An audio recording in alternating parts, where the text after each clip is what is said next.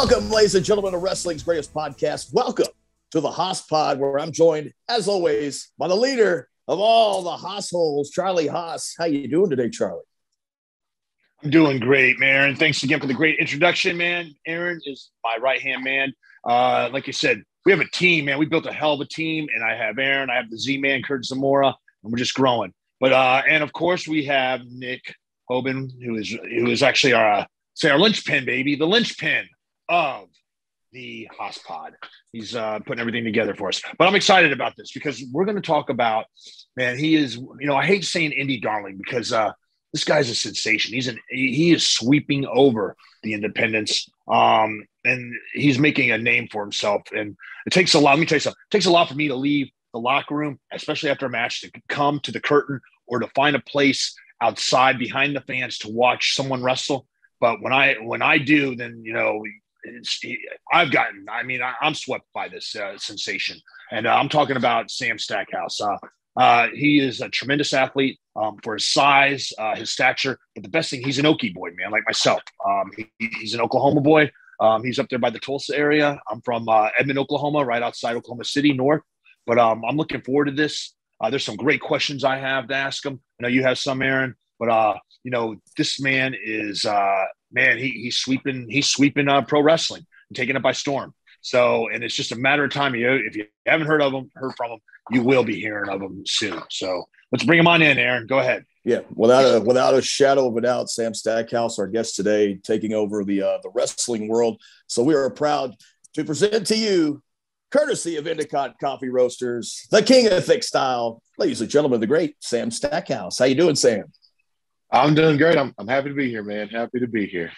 Sam, my man, baby. Oh, my God. I'm happy for you. Thank you for accepting this, and thank you for coming on, man. Really, this is an honor for us. And, how many podcasts have you done before? Probably less than 10. I haven't done very many, so. All right. But this is the biggest one. I'll tell you, this is the biggest one. Well, good, man. Good. We're gonna mark that down. This is the one where we're gonna help you go. You've already gone viral, so we're gonna really expand on that, man. And let's talk about this. And Sam, okay, you're from Oklahoma. What part of Oklahoma are you from? I was born in Henrietta, same place as Troy Aikman. But I live outside of Tulsa, a small town called Sapulpa. So live outside of Tulsa, but. Yeah, no, I know Sapulpa very well. They have great amateur wrestling. You're up there by Sand Springs, Broken Arrow. Yeah, Sapulpa. Oh, yeah. Very good, man. Very good. A lot of great pro wrestlers are from Oklahoma. One that's in AEW right now, Jake Hager. He's he was from Perry, Oklahoma. Then you also have the Briscoe brothers from Blackwell, Oklahoma. Yeah. And of course, Cowboy Bill Watts is up there. He's living up in the Tulsa area around there. Yep. And then JR from down there in Norman. And then myself from Edmond, Oklahoma. So, man, so it's an honor, man, to talk from one Okie to another Okie, man. So, congratulations on all your success, man. And let me ask you, let's talk about two of your biggest matches. And I didn't see your match down in Loco when you won the Loco title down in Houston. I wasn't there for that, but I was able to see you wrestle. It's an SWE World Class when you wrestled Angel Camacho.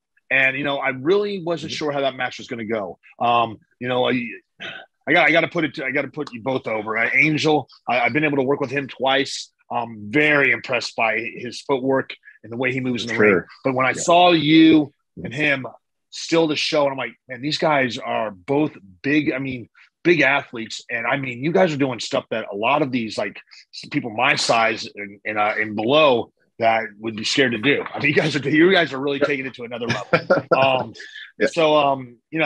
But then I also got to see you wrestle someone around your own size. And then you went to another level of your career and wrestling, probably one of the greatest a Samoan from one of the greatest families in the history of wrestling. And I'm talking about, the Fatus. And this young man, his dad is the Tonga Kid.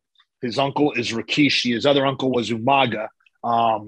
He's related to Alpha and Sika.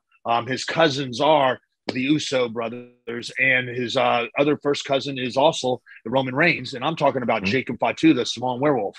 And I consider him being one of the best there is right now. He reminds me a lot of when I watch him. I see Umaga in him, very explosive.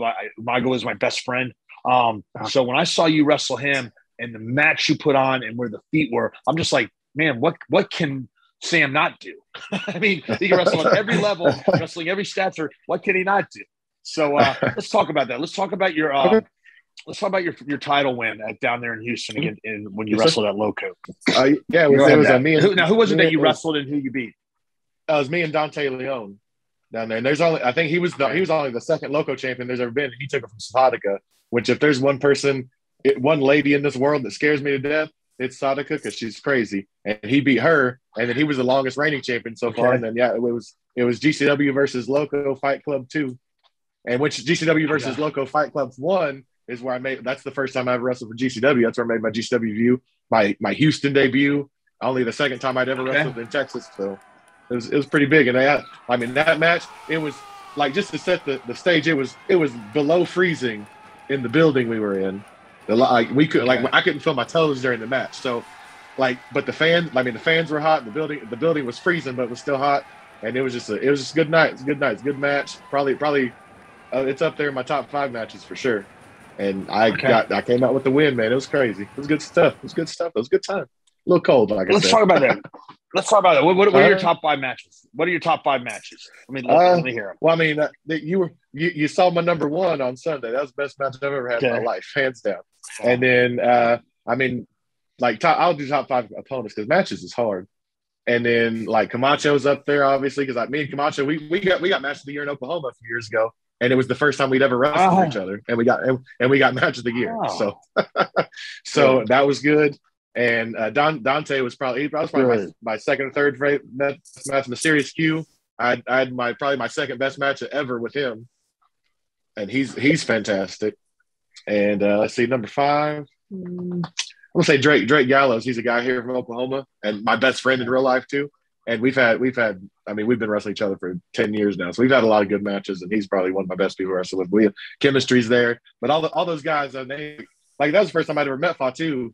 But I mean, we had chemistry, all those guys. It's been a good few months for me. When I was starting on the independents with me and my brother, when we realized we were at that next level is when I think our first match we wrestled Joey Matthews and Christian York. And then and they were trained by the Hardys. And when first time we met him and it just gelled, we were like, oh my gosh. And then the second time we realized we made it is when we wrestled Eki Umaga and Rosie, who is Matt Anawai, that's Roman Reigns' brother. When we wrestled them, we realized how smooth it was. We didn't have to really talk about everything. It just our footwork matched their footwork, our chemistry, our timing, our spacing. We realized we were at that next level. So what can you take away after wrestling Jacob? I mean, what did you learn from him? Because, I mean, this is a guy that's like third generation wrestler. And I mean, dude, you're talking about, his dad, the Tonga kid, he doesn't get enough credit. He's one of the greatest I've ever been in the ring with. His uncles are the best. I mean, what did you take away from that match? Well, man, I don't think there's words for me to overstate what working with him meant to me anyways, because number one, that was a dream match but what that whole family has meant to me over since I was a kid is absolutely like I said, I can't even, because with the exception of Bam Bam and Vader, Umaga, Rikishi, and even Rosie, all those guys, those guys shape, they are me. If you watch all my moves, everything I do, I've gotten from them, and I've watched them because they're the big dudes that, they seem like they can do anything.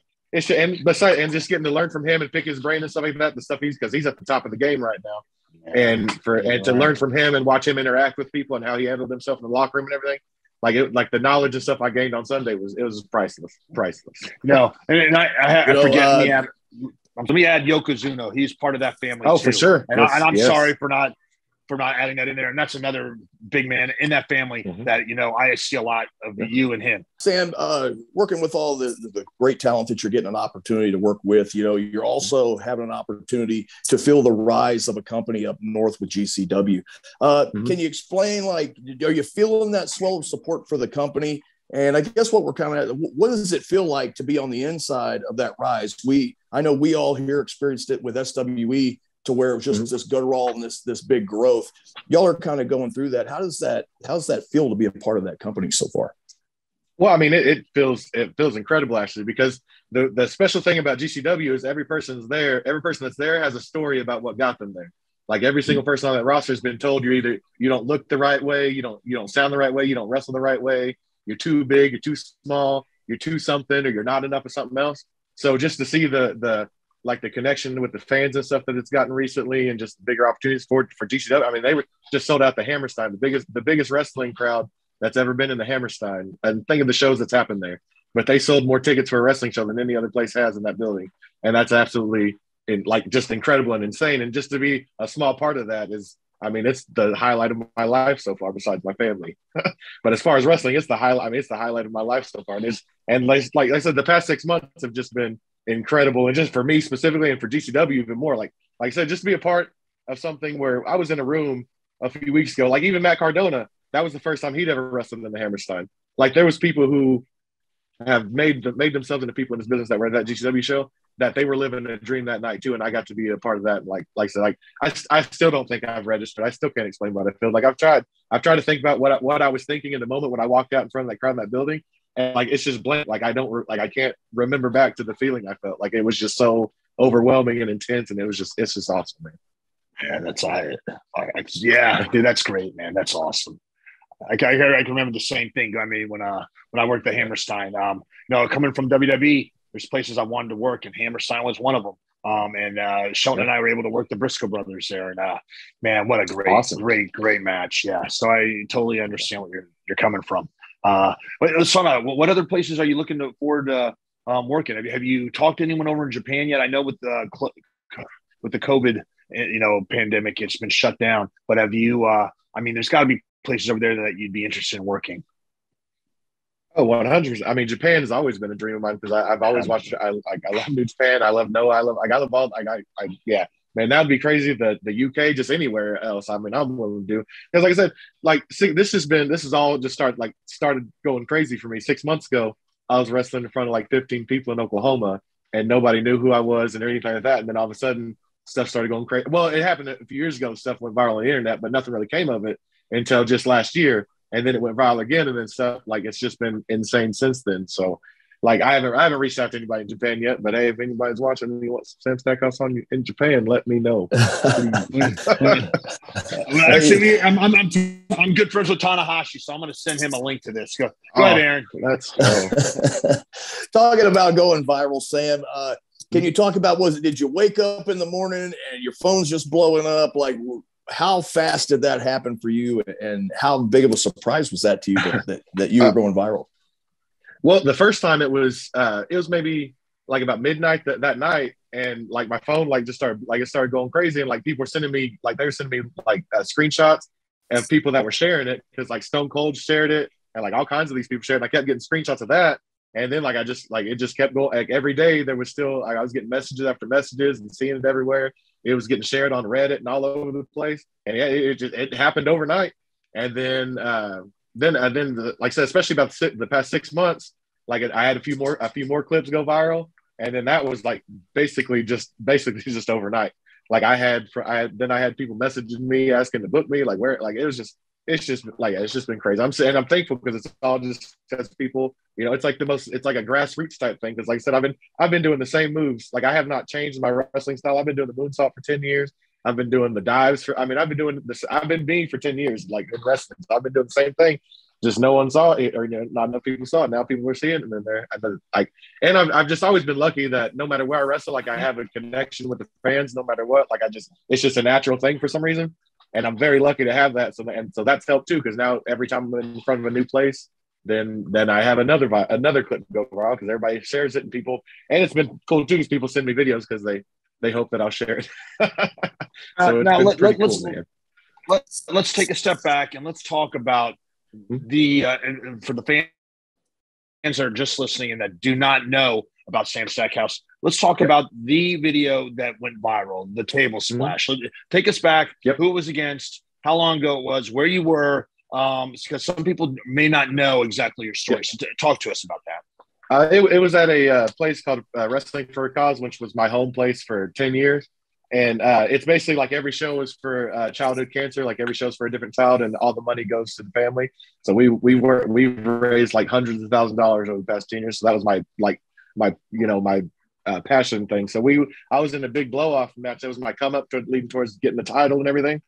And so I was having this big blow off match with a guy named Alex Royal, which is probably hands down one of the best workers in Oklahoma in a long time. He's super underrated, great on the mic, everything. But we built up this big old huge blood feud, and his brother was his like manager, because the person I did the table spot on wasn't even the dude in the match. It was his manager, and we did a spot where he was laid on the table on the outside, and I ran in the ring, and I did a front flip over the top rope and put him through the table, and it looked pretty brutal, which helped. And also on the recording, the guy that was recording on my phone, like his reaction helped out too, because he was like, he's dead, and everybody thought dude was dead. So yeah.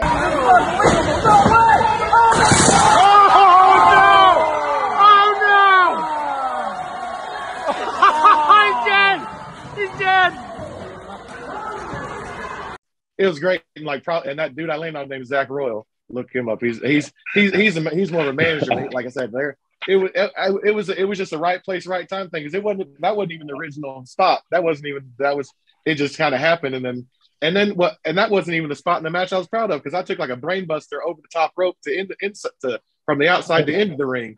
Yeah, and I was more proud of that than anything. But nobody cared about that spot.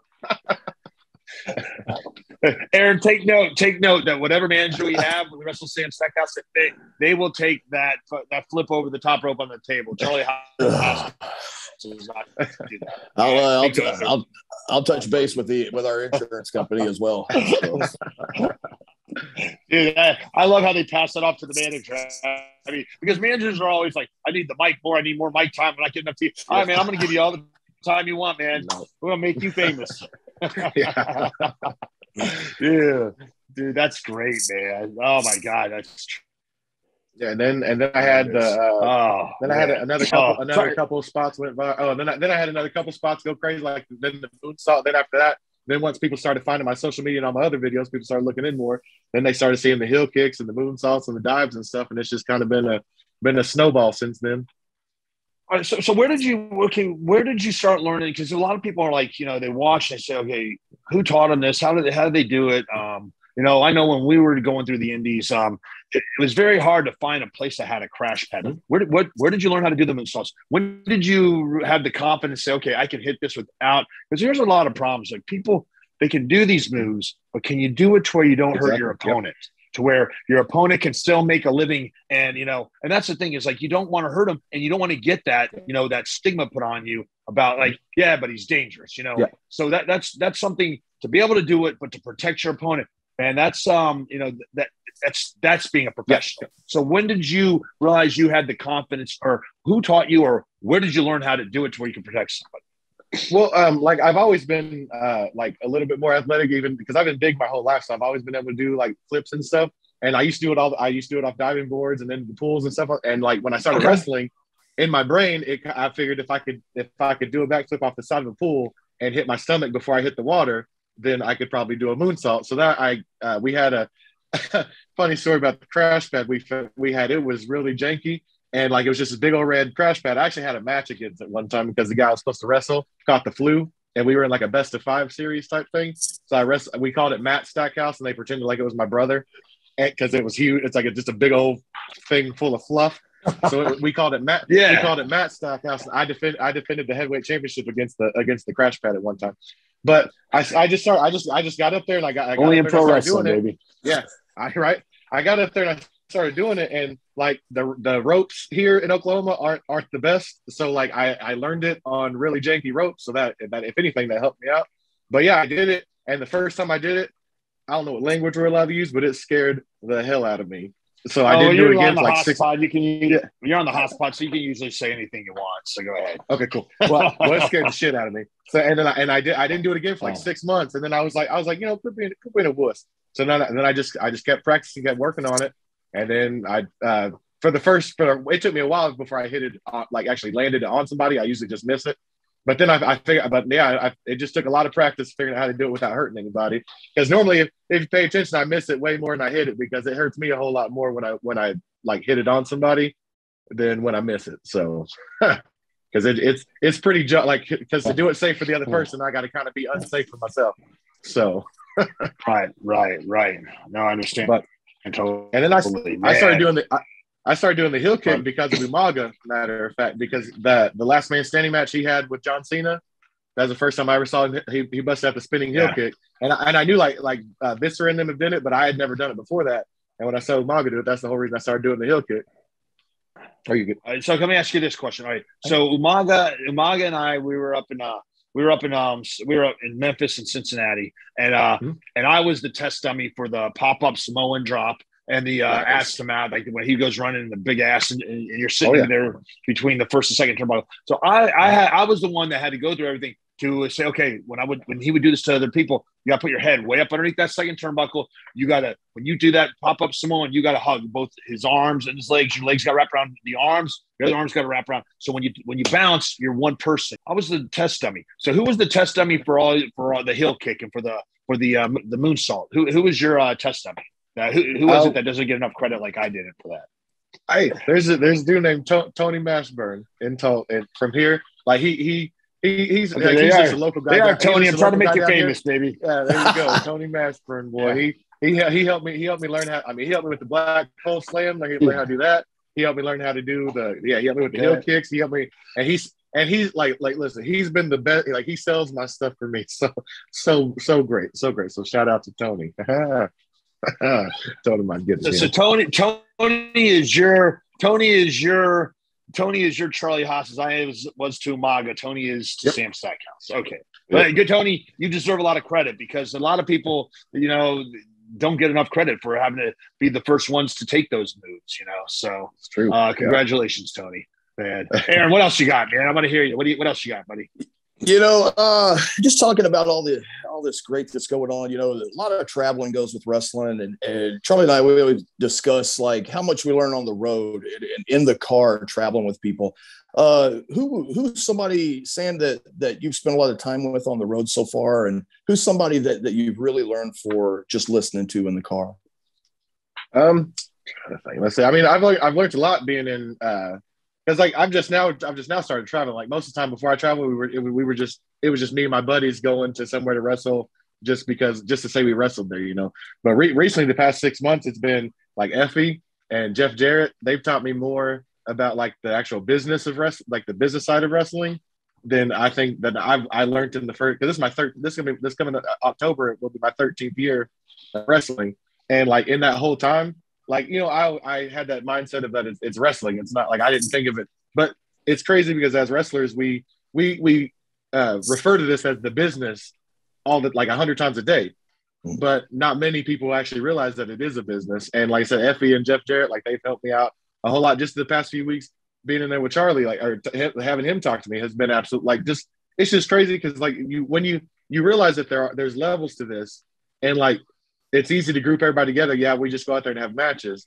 But what starts separating people is, and that's what I've been learning the past 6 months. And I've been extremely lucky to be around just people that I never even thought that I would be around. I got to hang out with Mick Foley for like hours a couple weeks ago, and to see him, the way he did his little meet and greet thing, the way that he like interacted with every fan and made every fan feel like they were important. And like, there was people that he met that said that they met him like years ago, and he remembered them, and he would make sure to say something specific to that day and that time or that specific show that they said that they saw him out, and he remembered that. And like just little stuff like that goes way beyond just, I weigh like close to 500 pounds. I can do a backflip. That's cool and all, but like, can I make a connection with somebody? And that's the stuff that's the stuff I want to learn. And that's the stuff I've been so blessed the past 6-7 months to learn. And I'm eternally grateful for that stuff. But to name specific names, there's just, I've learned a little bit from everybody. The fact, like, there's just so many people.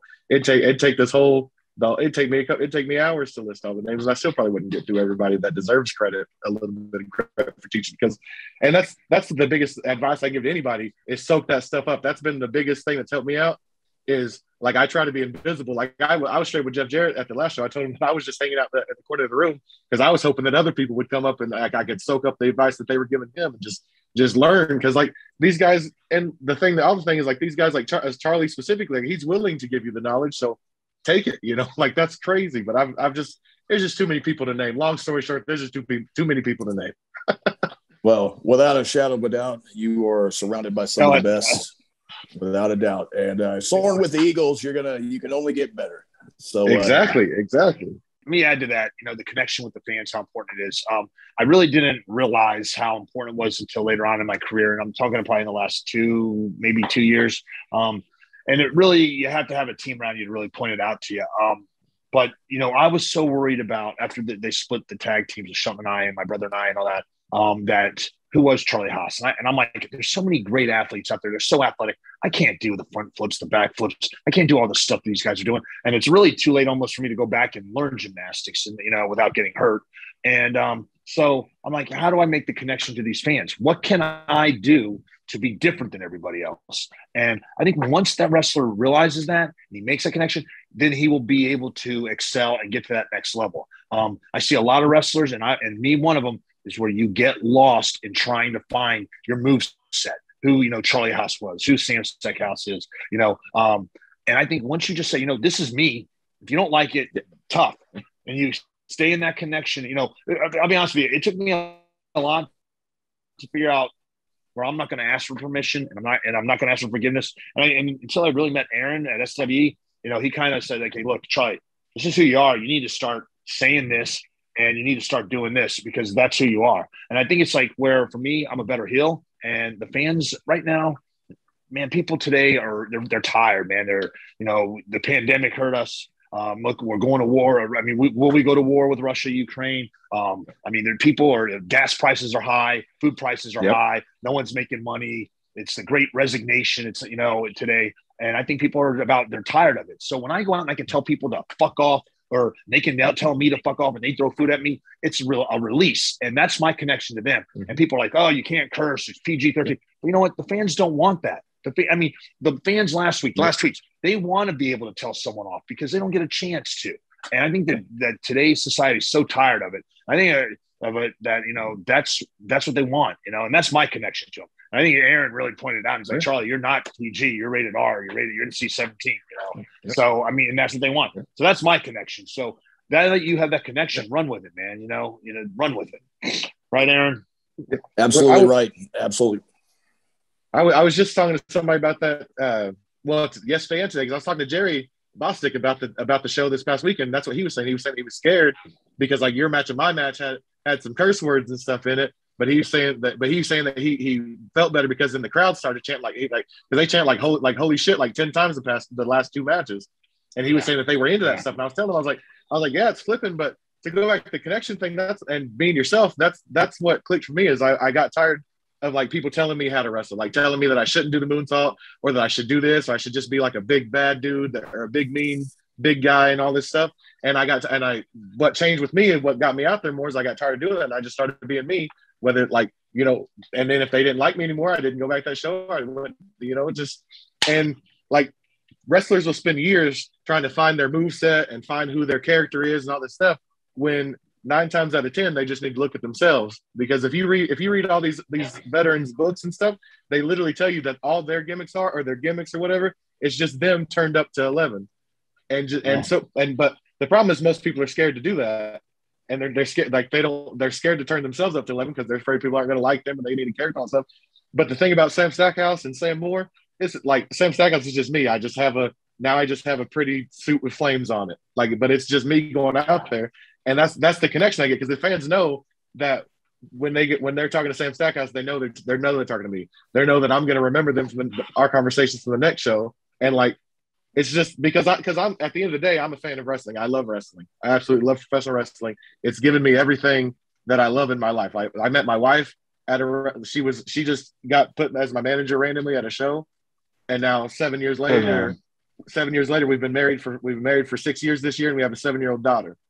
And my best friend I met from wrestling. Awesome. Yeah. Wrestling has given me everything, and especially you're talking about how hard the world is right now. That's why wrestling is on a kind of a come up, I feel like, because at the end of the day, wrestling is good versus evil.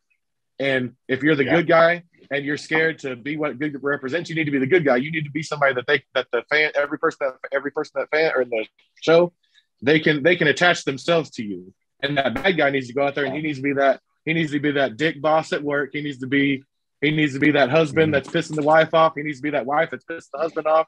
He needs to be that brother that pissed the brother off, you know? And the problem with like a lot of people nowadays are scared to do that. Nobody wants to be a heel and nobody wants to be a real face. They just want, you know, and you just got to find I'm lucky. Yeah, I got lucky.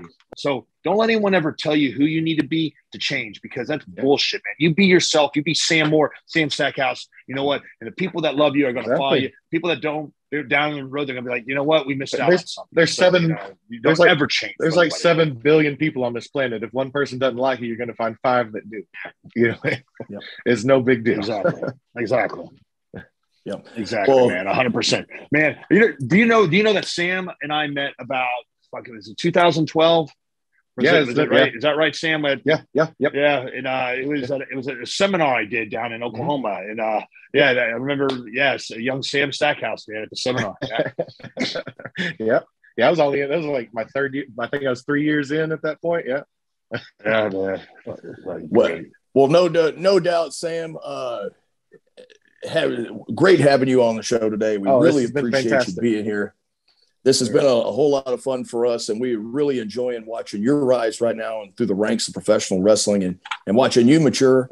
But where can we find you other than here? Where can we find you on social media? I'm all over social media. It's the Sam Stackhouse on Facebook, Twitter, TikTok, Instagram. We just built up our TikTok. We just passed 11,000 people on TikTok. That's crazy. You're on TikTok? That's craziness. You're on TikTok? That's how have you been on TikTok? I've been on TikTok and they kicked me off saying it was too violent. So what have you done? Yeah. Are the dances or what? Because my kids are doing on TikTok. No, I post my clips, and then if I've been kicked off, I just recently got over a week being kicked off for a week because basically I know that if it's too bloody, I don't post it. I'll post that on Twitter or whatever. But I mean, because TikTok's really the reason. That's the reason I got on GCW and everything. Because Joey Janela saw my TikTok clips, and then that's how GCW happened. So I'm very thankful to TikTok. But yeah, like I'm on all of them, man, all of them. Is there a Sam Stackhouse dance? I'm working. Is there a TikTok dance? I'm gonna try to find. We can get something going. We'll find something. I'm telling you, man, that's the key, man. My daughters are always like, "Come on, Dad, let's do that." Like that. Yeah, they got the whole new deal with the Brooks and Dunn, where they come down, they do the whole country dance thing. Yeah. Now every time I hear that song, every time I hear that song, I can only hear the TikTok version in my head. Now they ruined the song for me. No, because every time I hear that song, I'm waiting for the bass to drop, and it's not even there. Oh my goodness! Oh yeah, dude, I'm telling you, man. I want to get a TikTok going. Hell yeah, man. Well, Sam, where can fans catch you in the future? Where can we see you in the near future in the ring? Well, this week I've got a show in Tulsa that Raven, TJP, all these guys are going to be. It's going to be cool. Called First Time Ever in Tulsa. We got Loco in April coming up. I got some big stuff at Mania, World Class, OKC area. I wrestle for Empire Wrestling. Look them up; they're great. UWO, also Unified Wrestling Oklahoma. That's my shameless plug. That's my best friend's company up in Oklahoma City, and they're doing good stuff. I just got that Loco title. I think in April coming up, I'm defending that Loco title every single week in April. And only one of them's at the Loco show. So I got Carlito at that show. So it's Sam Stackhouse versus Carlito. That's something that I never thought would happen. So that's crazy. He is. And yeah, you're gonna enjoy that. Things are looking up. Oh yeah, things are looking up. Yeah, I'm trying to get everywhere. I'm trying to get. Like I said, my biggest thing is I'm not a greedy man. Like I live like my whole goal with wrestling is to make connections with people and maybe be able to take care of buy my wife and daughter something nice by doing something that I absolutely love doing. Because I normally by trade, I'm a truck driver. That's what I was doing. And luckily I've been able to not have to do that right now. So I'm eternally grateful for that. But yeah, like I said, my whole goal of this is just to have fun, do something I love, and maybe able to take care of my family. Man. Well, thank you, Sam. Yeah. Yep. And you know what? Good things come to good people, man. And you're a good person. And man, I wish you nothing but the best. I see nothing but the best in the future. I wish there was more people like you on this planet, man. So I mean, I can't wait to see you. I can't wait to be. I hope to God, man, I get a chance to wrestle with you in the ring. Man, I'm looking forward to that. But I'm just looking forward to maybe we could travel the road together, man. Share that share a road trip together. Man, just thinking about, like, I got chills thinking about just sitting in the car with you for a few hours. Just things I could, don't even get me. I'm a nerd for wrestling too, so don't even get me started. we all are, man. We all are. Yeah. Yeah. Well, thank you again, Sam. And Aaron, take us out, baby. It's all you, brother. Woo, Sam, thank you so much. And loving having you on the show once again. We look forward to having you back, and we look forward to following your career. All the thanks in the world to Endicott Coffee Roasters for making this episode possible. And Charlie, they got more than just coffee. I know you like the tea, right? You like the Endicott. They have the tea. They have a great chai tea, man. An excellent chai tea. They also got liqueurs in there, coffee liqueurs. So they are, man, they're a one-shop stop, baby. Endicott Coffee Roasters, micro roasted coffee, globally sourced, crafted with care. Catch their link in the description. Thank you once again to Sam Stackhouse. Thank you to the Haas Pod Nation. Thank you to Charlie Haas. And we will see you next time.